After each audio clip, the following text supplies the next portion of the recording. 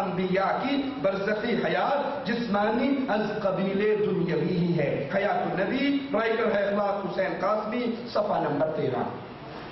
اب ذرا جو باتیں اخلاق حسین قاسمی صاحب نے بیان فرمائی اللہ کے لیے سوچئے. کہا نبی قبر میں دنیاوی حیات کے ساتھ، دنیا کی زندگی کے ساتھ زندہ ہیں، اور وفات ہونے کے بعد ان کے ہونٹ ہلے، انہوں نے کلام کیا انا للہ و انا الیہ راجعون. کیا صحابہ نے پھر زندہ نبی کو دفن کیا تھا؟ اللہ کے لیے سوچیے، اللہ کے لیے سوچیے. نبی کلام بھی کر رہے تھے، نبی کے ہونٹ مبارک بھی ہل رہے تھے، تو زندہ نبی کو صحابہ نے دفن کر دیا. اس سے بڑی نبی کی اور کیا توہین ہوگی؟ ارے تمہارا ایک مردہ ہسپتال میں ہو، کومے میں چلا جائے، وہ سننا چھوڑ دے، دیکھنا چھوڑ دے، بولنا چھوڑ دے، ہلنا چھوڑ دے، صرف اس کی سانس جاری ہو. تم کہتے ڈاکٹر صاحب ہم انتظار کریں گے.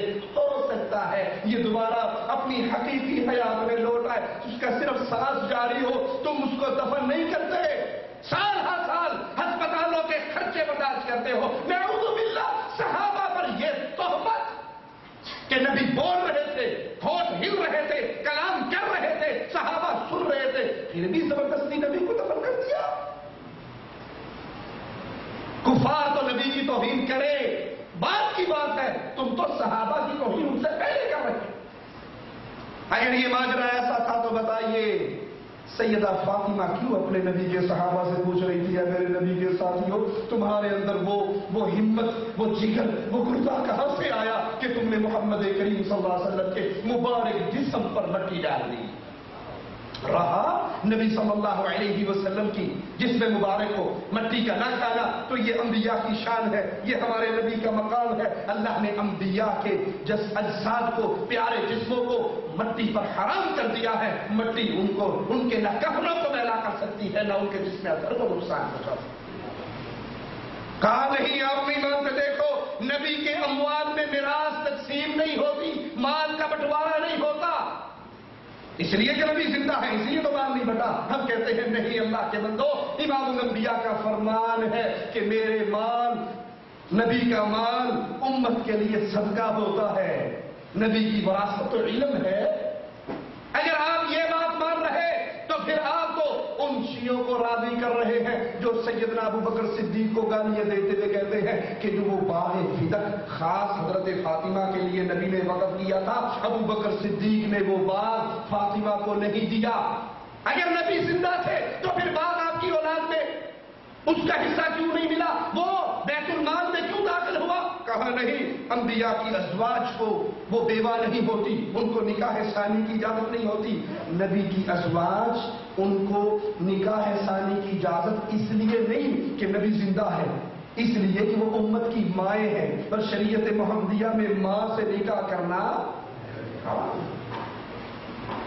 کہا نہیں، انبیاء اپنی قبروں میں زندہ ہے، امت کے حال جانتے ہیں. اسی لیے مولانا زکریا اپنی کتاب کے اندر فضائل حج کے اندر یہ قصے نقل کرتے ہیں، فضائل اعمال کے اندر یہ قصے نقل کرتے ہیں. ایک آدمی کو بڑی بھوک لگی، وہ اللہ کے رسول صلی اللہ علیہ وسلم کی خبر دے گیا کہ اللہ کے نبی بہت بھوک لگی ہے. اللہ کے نبی نے اس کو روٹی پکڑا دی، اس نے آدھی روٹی کھا لی، اور جب آنکھ کھلی تو آدھی روٹی اس کے ہاتھ میں تھی. خواب میں اللہ کے نبی نے روٹی دی، آدھی کھا لی، جب خواب ختم ہوا بیداری ہوئی تو آدھی روٹی ہاتھ میں تھی. انا للہ و انا الیہ راجعون. مولانا طارق جمیل کو کہتے ہیں ایک بدو آیا نبی کی قبر پہ، آ کے رویا بھی کہ اللہ کے نبی بڑے گناہ ہو گئے، بڑی خطائیں ہو گئی، آپ کے پاس آیا ہوں معافی کے لیے. وہ تو درخواست دے کے چلا گیا. ایک مراقبہ کر کے نبی کی قبر پہ بیٹھا تھا، جو ہی یہ بدو نکلا نبی فوراً اس کی کیفیت میں، اس کی حالت میں، اس کے خواب میں اس پہ غشی سی طاری ہوئی. اللہ کے نبی نے کہا جلدی بھاگ اس بدو کو پکڑ اور اس کو سنا، تیری درخواست میں نے سن لی تھی، قبول بھی ہو چکی ہے، تیرے سارے گناہ معاف ہو گئے. یہ جو ابن کثیر کی تفسیر میں لکھے ہوئے ہیں 4 شعر. ایک بدو آتا ہے، آپ دنیا سے جا چکے ہیں، عطبی رحمت اللہ علیہ قبر پر بیٹھے کچھ پڑھ رہے ہیں. وہ بدو اونٹنی کو بٹھاتا ہے اور قبر پہ آ کے کہتا ہے السلام علیکہ یا رسول اللہ، سلام پیش کرتا ہے. پھر کہتا ہے پھر کہتا ہے یا رسول اللہ آپ کے رب نے کہا ہے وَلَوْ أَنَّهُمْ إِذْ ظَلَمُوا أَنفُسَهُمْ جَاءُوكَ فَاسْتَغْفَرُوا اللَّهَ وَاسْتَغْفَرَ لَهُمُ الرَّسُولُ لَوَجَدُوا اللَّهَ تَوَّابًا رَحِيمًا کہ اے میرے نبی یہ اپنے پر ظلم کر کے آئیں، گناہ کر کے آئیں اور پھر معافی مانگیں اور تو سفارش کرے اور یہ معافی مانگیں تو میں انہیں معاف کر دوں گا۔ یہ اس نے آیت پڑھی، پھر کہنے لگا میں جئتک مستغفرا لذنوبی، میں آپ کے پاس آیا ہوں اپنے گناہوں کو مانتا ہوں، معافی مانگتا ہوں۔ مستشفعا بک الی ربی، میں آپ کو اللہ کے دربار میں سفارشی بناتا ہوں کہ آپ کا رب میری بخشش کر دے۔ اور پھر وہ رونے لگا اور اس نے یہ 4 شعر پڑھے جس کا میں نے آپ کو پڑھ کے سنائے کہ اے وہ ذات جس کے قبر میں جانے سے اندر بھی پاک ہو گیا، باہر بھی پاک ہو گیا، اندر بھی خوشبو اور اوپر بھی خوشبو، پہاڑ بھی مہک اٹھے اور وادیاں بھی مہک گئیں، زمین کا تحت بھی اور فوق ہر طرف خوشبو پھیلی۔ میری جان قربان اس قبر پر جس میں آپ آرام کر رہے ہیں، آپ کے ساتھ آپ کا جود و کرم اسی طرح ہے جیسے دنیا میں تھا۔ میں آپ کے طفیل پل صراط پار کروں گا، اس کے بغیر نہیں کر سکتا۔ ہاں میں ابو بکر عمر کو بھی نہیں بھول سکتا، آپ پر اور ابو بکر پر اور عمر پر جب تک قلم کار کا قلم چلتا رہے میرا سلام آپ کو پہنچتا رہے۔ یہ اشعار کہے اور آنسو پوچھتا ہوا اونٹنے کو چل دیا۔ ابھی وہ اونٹنی پہ بیٹھ رہا ہے کہ عتبی پر ایک دم نیند آئی، ایک دم اونگ آئی، فوراً اللہ کے نبی کی خواب میں زیارت ہوئی کہ عتبی اٹھو اور اس بدو سے کہہ دو تیری فریاد پہنچ گئی اور تیری بخشش ہو گئی۔ تو اس خطے کا تو کوئی مقابلہ نہیں ہے نا۔ مولانا زکریا ایک اور عقیدہ فضائل حج، یہ ہمارے ہاتھ کے اندر فضائل حج ہے، اس کا صفحہ نمبر 167 ہے۔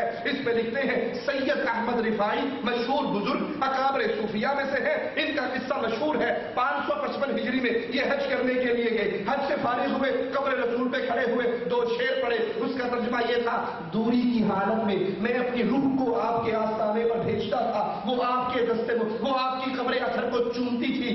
پہلے روح آیا کرتی تھی، اب جسموں کی باری ہے۔ عقل والوں پہلے روح آتی تھی اور جسم آنے لے، یہ 2 چیزیں الگ الگ ہو جائیں تو بندہ ترنت قابل کھڑے ہونے کے بھی قابل نہیں رہتا، حج کرنا تو بڑا مشکل کام ہے۔ کہا پہلے روحیں آتی تھی، اب روح نہیں آئی ہے، میں آیا ہوں، اب جسم کی باری ہے، اپنا ہاتھ باہر نکالیے، میں اس کو چومنا چاہتا ہوں۔ تو قبر نبی صلی اللہ علیہ وسلم سے ہاتھ باہر نکلا اور سید احمد رفاعی نے اس کو بوسہ دیا، چوما۔ 90,000 کا مجمع اس وقت مسجد رسول میں بیٹھا یہ منظر دیکھ رہا تھا۔ ان دیکھنے والوں کے اندر پیران پیر عبد القادر جیلانی بھی تھے۔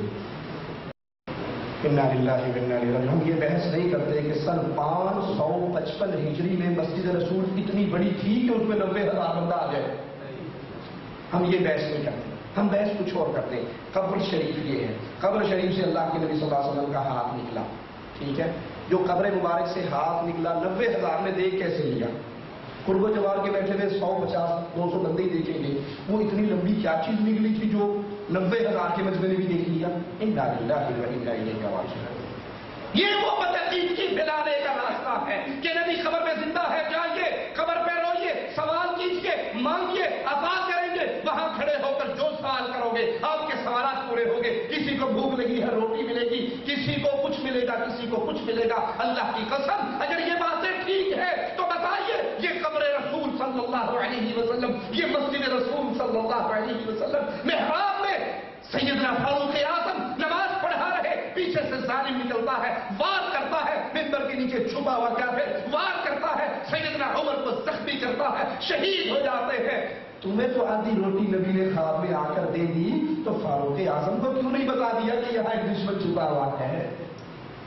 سیدنا عثمان اپنے گھر میں قید ہے، بلوائیوں نے گھیرے میں لیا ہوا ہے، پانی بند ہے، کھانا بند ہے، نیت سے روزہ رکھ رہے، نیت سے افطاری کر رہے۔ امام الانبیاء کیوں نہ نکلے اور کیوں نہ سیدنا عثمان کی مدد کر دی؟ اللہ کے لیے سوچئے، یہ تمام عقیدے صحابہ تابعین ان کے منہج کے خلاف ہے، یہ گمراہ فرقوں کے عقیدے ہیں، اہل ایمان کے نہیں۔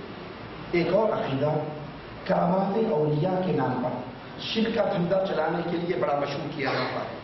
اور کرامات اولیاء کے نام پہ جو عقیدہ چلتا ہے اصل میں وہ شرک کی پوری دکانداری کا مین سینٹر ہے. اسی کے ذریعے سارے معاملات چلتے ہیں کہ ہمارے پیر صاحب کی یہ کرامت ہے, ہمارے پیر صاحب کی یہ کرامت. اللہ جب چاہے اپنے اولیاء کے ہاتھ پہ کوئی خلاف عادت واقعہ دکھا دے دین اسلام کو تقویت دینے کے لیے. اس کی مثالیں بہت ہیں. ابو بکر صدیق رضی اللہ عنہ کے گھر میں مہمان آئے, کھانا تھوڑا تھا, مہمان زیادہ تھے, سارے ایک دسترخوان پر بیٹھ کے کھانا کھا رہے ہیں. صحابی کہتے ہیں یوں لگ رہا ہے جیسے دسترخوان میں سے نیچے سے کھانا نکل رہا. سارے اٹھ کے چلے گئے اور سب کو وہ کھانا پورا آ گیا. کھانا بہت تھوڑا تھا, کھانے والے بہت زیادہ.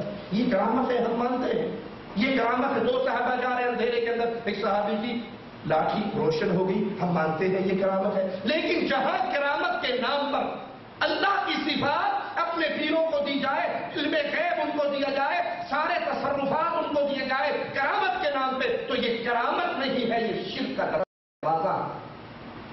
آئیے میں آپ کو اس کی مثال دیتا ہوں. یہ ہمارے ہاتھ کے اندر ارواح ثلاثہ, رائٹر ہے مولانا اشرف علی تھانوی صاحب. ارواح ثلاثہ کا صفحہ نمبر 302 ہے. اس پہ کرامت بیان ہوتی ہے, سنیے. کہتے ہیں مولوی معین الدین صاحب جو مولانا یعقوب صاحب کے بڑے صاحبزادے تھے, وہ مولانا یعقوب کی کرامت بیان کرتے ہیں.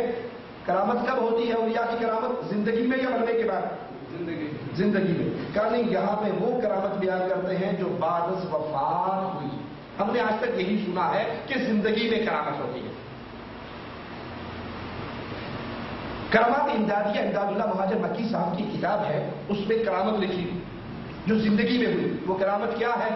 کہا ہمارا جہاز, ہم جدہ آ رہے تھے حج کے لیے, راستے میں سمندر میں ایک پہاڑ سے جہاز ٹکرایا, قریب تھا دوبارہ ٹکرا تھا اور پانچ ہو جاتا. ان حاجیوں میں سے ایک بندہ کونے میں بیٹھ کے لگا, حاجی امداد اللہ صاحب اب نہیں بچاؤ گے تو کب بچاؤ گے, اب نہیں بچاؤ گے تو کب بچاؤ گے. کفار مکہ پریشانی, مشکل کشتیاں پھنسنے پر کس کو پکارتے تھے؟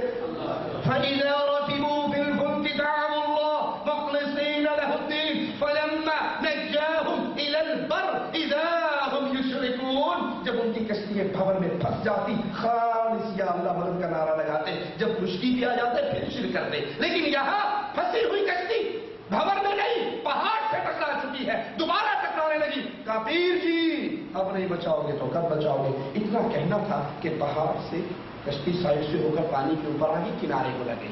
یہاں تو یہ ماجرا ہوا. ادھر پیر امداد اللہ مہاجر مکی صاحب حجرے میں سے نکلے, اپنے مرید کو بلایا.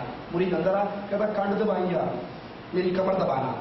مرید نے کمر دبانی شروع کی. اچانک کپڑا اٹھایا تو دیکھو ساری کمر چھینی ہوئی ہے, کمر ساری چھیلی ہوئی ہے. مرید کہنے لگا پیر جی میں آپ کا خادم خاص ہوں, آپ کے حجرے میں ہی رہتا ہوں, خدمت کرتا ہوں, آپ کہیں باہر بھی نہیں نکلے. اندر کاروائی کون پا گیا ہے, یہ کمر کیسے چھل گئی, آپ تو باہر بھی نہیں نکلے, دروازے پر تو خادم خاص موجود ہے. چپ چپ چپ چپ, معرفت اگر لانے پڑتا نہیں چکی دندہ, معرفت کی باتیں ہیں, چپ کرو. کہا نہیں حضرت میں آپ ہی کا خادم ہوں, چپ نہیں کروں گا, مجھے بتاؤ کیا ہوا ہے, ہماری موجودگی میں یہ کیا ہو گیا.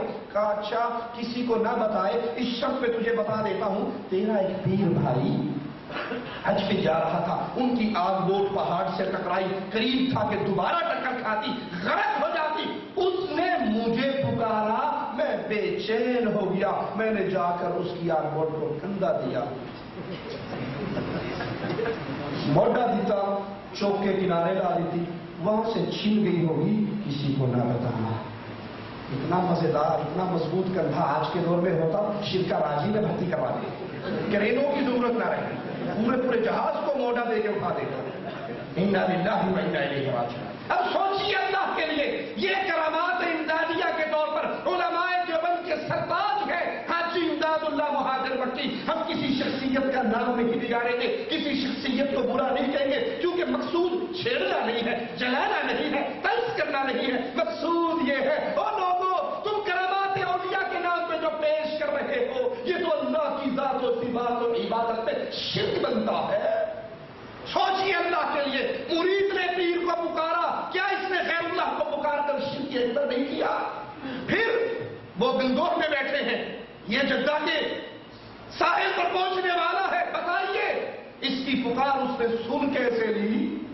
پھر بتائیے، اس نے سن لی، یہ ہزاروں میل کا سفر ایک سیکنڈ کے اندر طے کیسے ہو گیا؟ کیا آپ اپنے پیروں کو عالم الغیب قرار دیتے ہیں، دنیا میں تصرف کرنے والا مانتے ہیں؟ اسی طرح کی یہ کرامت ارواح ثلاثہ کی بھی سنیے. کہا بعد وفات، یہ تو زندگی کی تھی نا، اب مرنے کی بات کی کرامت سناتا ہوں. کہا نانوتوا شہر میں، جہاں کے مولانا قاسم نانوتوی صاحب تھے، بخار کی